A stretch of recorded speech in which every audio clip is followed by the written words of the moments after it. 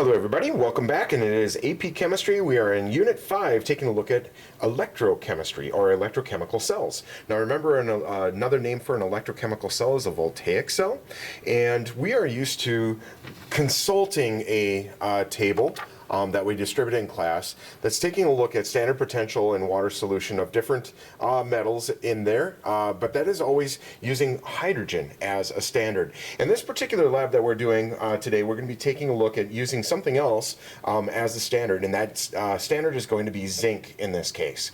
So we won't know the voltage of anything until we actually use a voltmeter, and we're going to be setting our voltmeter to the 0.20, or sorry, the 20 mark on there. And you'll notice that there's a black dot. Okay, that's going to be our sensitivity setting for it.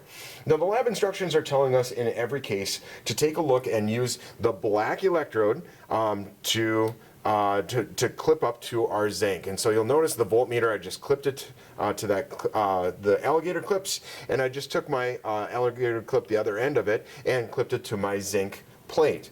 Now you'll notice that there is a solution inside of each of these wells that's going to be constantly supplying extra zinc ions within the solution. I have my salt bridge, that is potassium nitrate there. That's going to be providing the positive and negative ions to bridge and keep that electricity going, or the electrons flowing between the two cells. And then in each of these cells down below, I have a different metal. This first one is going to be copper metal. The second one is going to be silver metal. Then I have my iron. Okay, and that's going to be just a nail. This one's going to be my magnesium strip, and the last one is going to be my lead strip. So you're just going to be, I'm going to be moving my zinc plate from one well to the next and completing the circuit as we go. Now we've got to make sure that we have both ends of our salt bridge in the solution on both ends, otherwise it's not going to be conducting electricity. So my black clip on there is going to be serving as my anode on there, and we're just going to be taking a look. Is my zinc acting as an anode, or is it acting as a cathode? If it's going to be an anode, I'm going to be seeing a positive voltage. Okay, so I'm going to go through and just go through the experiment with us in part 1. And we see that as soon as I clip my cathode, my red wire, to my copper metal, I see that I get a voltage of 0.76. Okay, so that tells me that my zinc was, in fact, because I had a positive value here, that tells me my zinc was indeed my anode. And I record that in my data table for my voltage right in this particular component right here. When I take a look at my zinc versus my copper, I write down that 0.76 here. I record that my zinc was the anode, and I record that copper was my cathode. Okay, so I'm going to move this over into the next well. Since it's the same zinc solution in each of these, I can just continue down the line, and I'm going to clip it up. Now this one's going to be my silver. And I see that I get a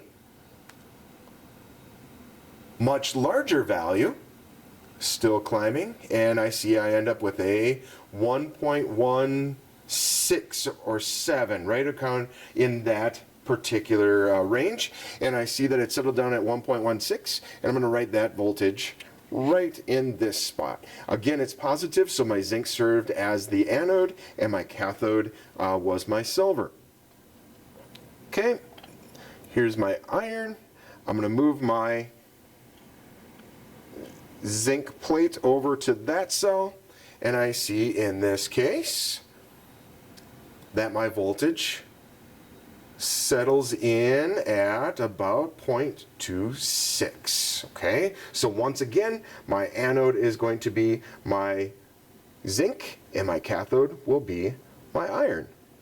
Now let me move over to my magnesium ribbon that's sitting in the solution.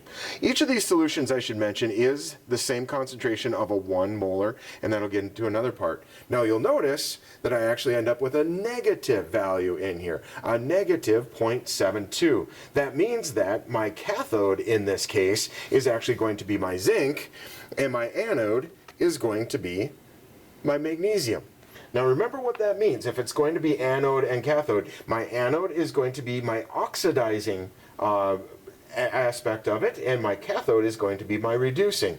So notice that up to this point of silver and copper and iron, I found that the zinc is oxidizing and that other metal is going to be reducing. But in the case of magnesium, we can clearly see that my magnesium is oxidizing and my zinc is the one that is reducing. Okay, so the zinc is gaining electrons, and I'm seeing that my magnesium is the one that's indeed losing my electrons. Okay, so let's take a look at this last one, and this is going to be my lead, and I'm going to move my zinc over to that one, and I see my value of 0.22 now. Okay, so now all of a sudden, once again, my anode is going to be my zinc, and my cathode will be my lead. Now, the next part of this lab, again, we're standardizing everything according to zinc when we're comparing one metal's voltage compared to zinc. So you're not going to see these values lining up with what you see in your sheets that I hand out in lab, because that's standardized according to hydrogen.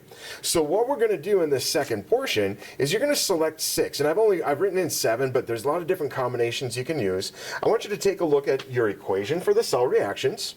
And from the values, you can figure out if something is going to be an anode or a cathode. So you'll take your voltages here. Now pay attention to what the voltage was in terms of positive or negative, and I want you to predict, using the numbers that you collected from this part, I want you to predict what the voltage will be first. Then you're going to be mixing these solutions. You got to figure out who's my cathode, who's my anode. You're going to set up very similar to what we have here, and you're going to be comparing what you actually measured versus what you predicted. Okay, it'll be really interesting to see how close that is based on the data that you collected. Okay, now when we get down to the second part of this lab, the second part of this lab is now taking a look at what happens when I dilute down my solution. Now remember, everything to this point in the lab was dealing with a 1 molar solution, and now they walk through in part 2 taking a look and diluting down my copper solution so it is 1/1000th of what it was to begin with. Okay, 10th, 100th, and 1000th of what it was, because it was starting at 1 molar. So we're going to be taking a look at what the voltage is based on that new solution found within. Now remember, this is going to be a calculation that you're going to be using, and that is using the Nernst equation. Okay, so watching out for those calculations is what happens when we have a different concentration found within. Okay, so that will be our second part, the predicted potential. That's going to be your math portion. And then we're going to be taking a look at what it actually measured out to be after you have done the calculations with it. Okay, then we get to the conclusion questions, and it's taking a look. Make sure with our conclusion questions, I'm going to have you skip part 2 if you didn't notice there. Within our conclusion questions, it's basically going through and saying, make sure you use your data that we collected from part 1. Notice that zinc is going to be a 0 value here. And the reason that it's a 0 value is that's going to be our standard for how we generated everything else. So if you compare zinc to another zinc cell, obviously there's going to be no flow in there because it's the same thing.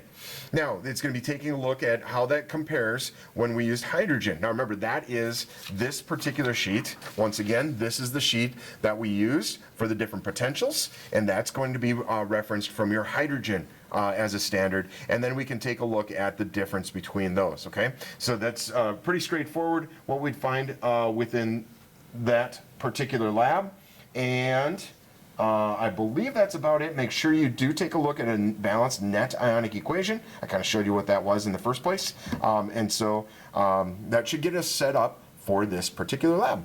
Good luck.